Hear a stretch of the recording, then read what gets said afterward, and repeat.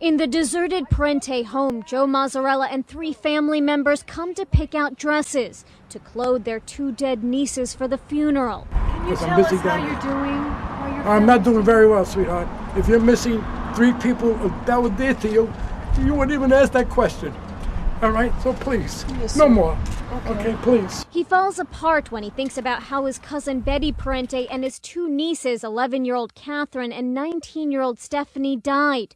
आज के ज़माने में हर एक इंसान लोन्स, EMIs, फाइनेंशियल रिस्क ज़रूर लेता है, क्योंकि हम सबको इन सब चीज़ों की बहुत ज़्यादा ज़रूरत है। लेकिन हम सबको ये चीज़ नहीं भूलनी चाहिए कि ये फाइनेंशियल रिस्क हमको अपनी औकात के हिसाब से लेना चाहिए, क्योंकि अगर हम अपनी औकात के बाहर जाएंगे तो ये हमारे लिए कितना ज़्यादा हानिकारक हो सकता है। हम सबको इस चीज़ की पहचान रखना बहुत ज़्यादा ज़रूरी है, क्योंकि अगर हम नहीं रखेंगे तो हम इतने बुरे गड्ढे में जाके गिरेंगे जिसका अंदाज़ा लगाना बहुत ज़्यादा मुश्किल है। अब आज का हमारा केस कुछ इसी तरीके का है कि कैसे एक इंसान की फाइनेंशियल रिस्क उसकी पूरी जिंदगी बर्बाद कर रख सकती है, यहाँ तक कि उसकी फैमिली की भी। वीडियो में आगे बढ़ने से पहले मैं आप सबको एक बार जरूर ये चीज बोलूंगा कि जिंदगी में कभी भी कोई सामान खरीदिए, कोई लोन्स लीजिए या किसी से पैसे उधार भी लीजिए तो सोच समझकर, और सबसे पहले खुद से ही आप सबका ये सवाल होना चाहिए कि हमें इसकी कितनी जरूरत है, कि क्या ये फाइनेंशियल रिस्क हमें आगे कितनी तकलीफ दे सकता है और कहीं इसकी वजह से हम किसी बड़ी दिक्कत में ना फंस जाएं। और अगर मेरी ये बात सही तरीके से आपको नहीं समझ आई है, मेरे इस केस को 2 बार सुन लीजिएगा। लेकिन आगे बढ़ने से पहले जो मुझे नहीं जानते हैं, मेरा नाम है सेजल आर्यन सिंह और आप देख रहे हैं द मिस्टीरियस 329।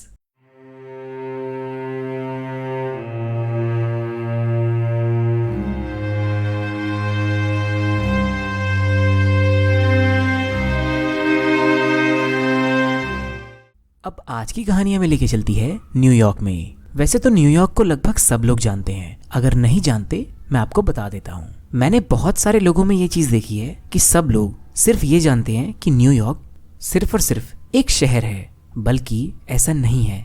न्यूयॉर्क एक स्टेट है और स्टेट के अंदर एक सिटी है, उस सिटी का नाम भी न्यूयॉर्क है। लेकिन जो हमारी कहानी होगी वो इसी न्यूयॉर्क सिटी के इर्द गिर्द की ही है। अब प्रेजेंट में न्यूयॉर्क सिटी की पॉपुलेशन लगभग 84 लाख की है। न्यूयॉर्क से जुड़ी एक इंटरेस्टिंग फैक्ट मैं आपको बताना चाहता हूँ। साल 1785 से लेके 1790 तक न्यूयॉर्क सिटी यूनाइटेड स्टेट्स की कैपिटल थी।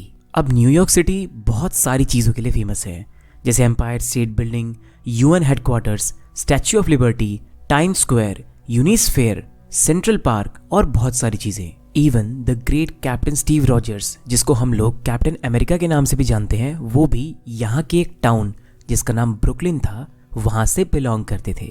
अब बे रिज ब्रुकलिन में ही जन्म हुआ विलियम माइकल पेरेंटे का और तारीख थी 20 जुलाई साल 1949 की। अब विलियम के पेरेंट्स का नाम था विली एंड रुकलिन। अब विलियम पेरेंटे के पिता एक ट्रूपर थे, जिसको आसान भाषा में हम एक पुलिस ऑफिसर भी बोल सकते हैं। लेकिन विलियम के पेरेंट्स का फोकस पूरी तरीके से उनके ऊपर ही था और पेरेंटे फैमिली वीकेंड्स पे बीचेस जाया करते थे अपने हॉलीडेज को सेलिब्रेट करने। अब विलियम पेरेंटे ने अपनी आगे की पढ़ाई ब्रुकलिन कॉलेज और ब्रुकलिन लॉ स्कूल से करी।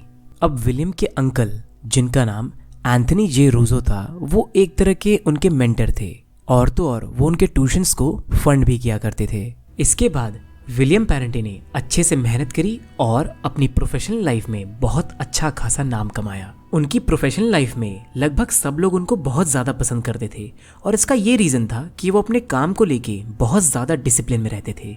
अब पार्टीज वगैरह तो दूर की बात, यहाँ तक कि अपने काम के बाद कभी भी किसी के साथ वो ड्रिंक्स तक लेने नहीं जाते थे। अब यही सब रीजंस की वजह से उनका सेक्रेटरी भी उनकी बहुत इज्जत करता था, यहाँ तक कि विलियम को कभी भी किसी ने गुस्सा होते हुए भी नहीं देखा था और ना ही वो कभी भी किसी को उल्टा सीधा बोलते थे। अब साल 1977 में विलियम ने बेटी मेजोरेला नाम की एक लड़की से शादी कर ली। अब विलियम की मेहनत और उनकी डिसिप्लिन लाइफ की वजह से उनको वॉल स्ट्रीट लॉ फर्म में काम करने का मौका मिल गया। धीरे धीरे विलियम को न्यूयॉर्क वॉल स्ट्रीट में सभी लोग जानने लगे थे।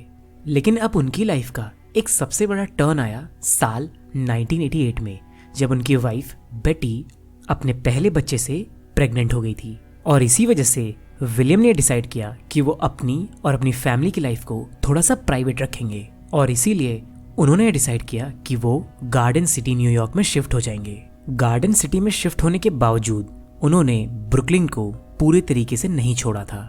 अब पूरे तरीके से न छोड़ने का मतलब ये है कि वो अक्सर वहां पे जाकर अपने दोस्तों से, अपने यारों से मिला करते थे।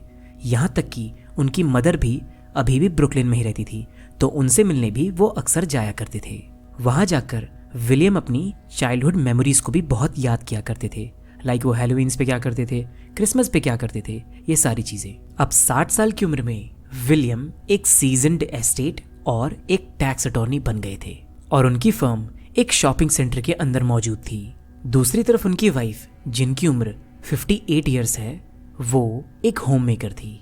अब बेटी एक तरह की सोशल वर्कर भी थी। वो कैसे, मैं आपको बताता हूँ। बेटी अक्सर उन लोगों के लिए फंड्स रेज किया करती थी जो कि बहुत डिफिकल्टीज से गुजर रहे हैं, लाइक गरीब लोग। यहाँ तक कि बेटी चर्च से भी बहुत अच्छे तरीके से जुड़ी हुई थी। अब बेटी और विलियम की 2 बेटियां थी।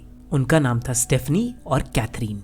बड़ी बेटी स्टेफनी टॉसन की लोयोला यूनिवर्सिटी में पढ़ाई किया करती थी। प्रेजेंट में वो स्पीच पैथोलॉजी में पढ़ाई कर रही थी, लेकिन आगे उनको अपना फ्यूचर डेंटिस्ट्री में बढ़ाना था। अब स्टेफनी का नेचर इतना ज़्यादा प्यारा था कि टीचर से लेकर सारे दोस्त उसको बहुत मानते थे। यहाँ तक कि गार्डन सिटी में भी उसके दोस्त उसको बहुत पसंद किया करते थे। छोटी बेटी कैथरीन 11 साल की थी और 11 साल की उम्र में उसको पूरे स्कूल में सब लोग जानते थे और सारे टीचर्स उसकी बहुत ज़्यादा तारीफ किया करते थे क्योंकि वो बहुत ज़्यादा टैलेंटेड थी और सब लोग ये उम्मीद करते थे कि इस लड़के का फ्यूचर बहुत ज़्यादा ब्राइट है। अब विलियम जब अपने लीगल करियर के एंड में थे तो वो ब्रिज लोन्स देने लगे थे। अब ब्रिज लोन्स एक तरह से बैंक का ही काम किया करता था। अब विलियम के स्टीवर्डशिप के अंदर बहुत सारे लोगों ने अपने इन्वेस्टमेंट पोर्टफोलियोज को बना रखा था। अब क्योंकि विलियम ये सारे इन्वेस्टमेंट्स को मैनेज कर रहे थे, इसीलिए उन्होंने यहाँ से पैसा उठाना शुरू किया और लोगों को लोन पर देना शुरू कर दिया। अब ऐसे में कुछ इन्वेस्टर्स जो तुरंत उनसे पैसे मांगते थे, विलियम को पैसे रिटर्न करने में बहुत डिफिकल्टीज होती थी। अब हम आते हैं 15 अप्रैल साल 2009 को, जब विलियम, उनकी बीवी बेटी और उनकी छोटी बेटी कैथरीन ने एक प्लान बनाया कि वो एक ट्रिप पे टॉसन जाएंगे और अपनी बहन स्टेफनी को एक सरप्राइज देंगे। अब टॉसन टाउन सेंटर में जाकर शेरेटन होटल में पेरेंटे फैमिली ने रूम नंबर 1029 19 अप्रैल तक के लिए बुक कर लिया।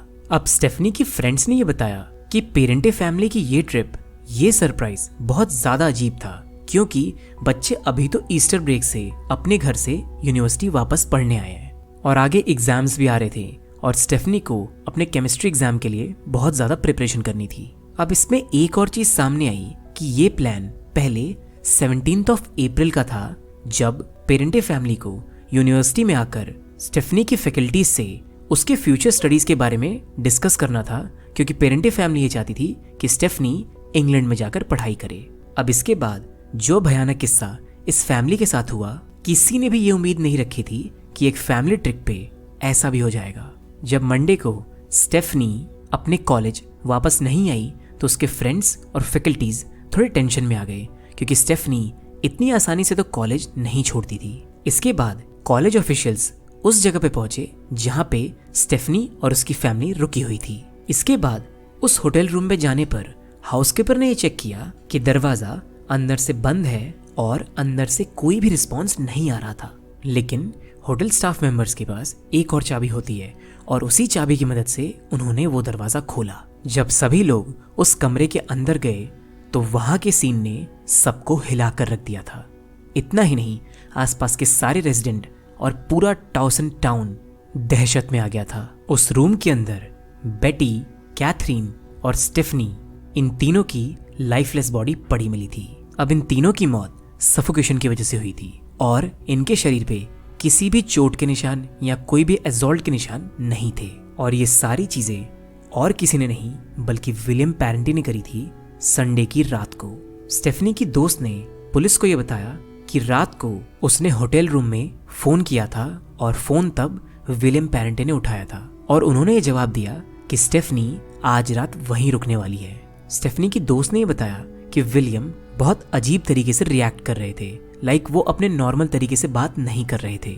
लेकिन उस बेचारी दोस्त को ये चीज तो पता ही नहीं थी कि स्टेफनी अब तक मर चुकी है। अब होटल के बाथरूम में ही विलियम की भी लाश उन सबको मिल जाती है। विलियम ने अपनी जान एक चाकू से ली थी और वो चाकू उन्होंने होटल के पास ही एक मॉल से खरीदा था। इसके बाद बिना किसी देरी के बाल्टीमोर काउंटी पुलिस ने अपनी तहकीकात शुरू कर दी। उन्होंने होटल के सभी गेस्ट, सभी स्टाफ, सबसे पूछताछ शुरू कर दी।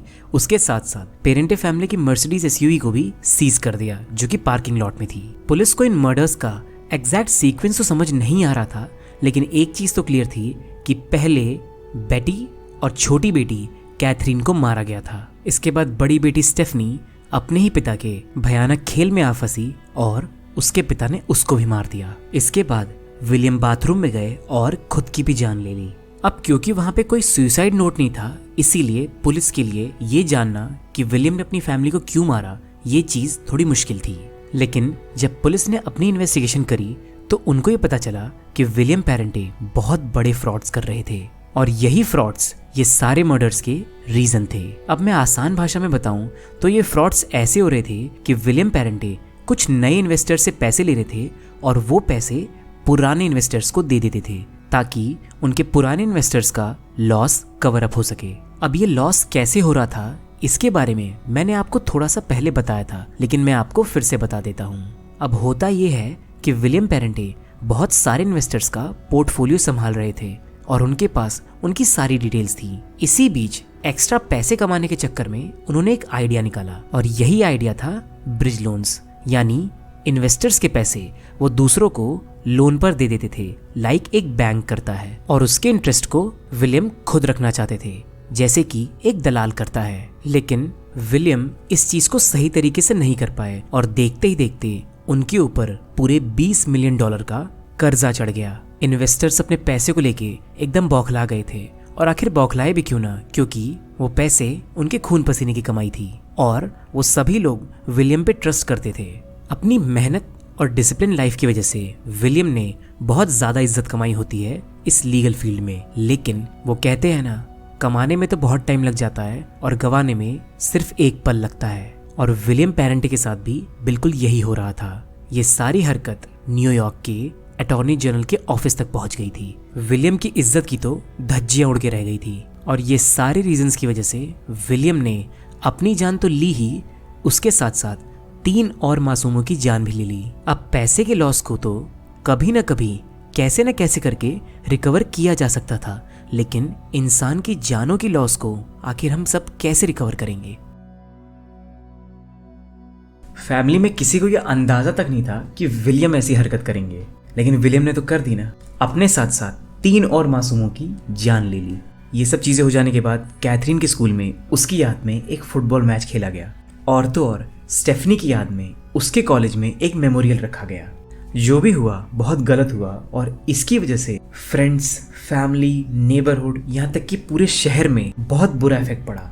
लेकिन अब आप बताइए कि आपका क्या कहना है इस केस के ऊपर, उसके साथ साथ फाइनेंशियल रिस्क के ऊपर? प्लीज ध्यान से मुझे कमेंट सेक्शन में जरूर बताइएगा।